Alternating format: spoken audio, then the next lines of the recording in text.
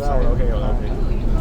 因為如果你喐可能會走到快嘅。靠乜嘢啊？唔係因為呢條線就係近，就係取消。有新皇崗口岸。係啊，係啊，新皇崗口岸之後就冇黃碼。7月咯，7月。如無意外就係新皇崗口岸落成嗰日，但係應該就7月1。7月1號啊？應該就係7月1。咁樣到時坐邊啲車會攞埋？佢啲車佢應該有巴士入埋。係更加多嘅路線會入埋。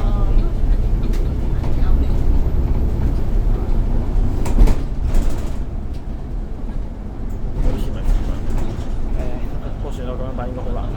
係啊，你好難掂。7月1號得唔得㗎？應該開到嘅，開唔到就繼續做住先，做到開到為止。今日都27號咯。啊！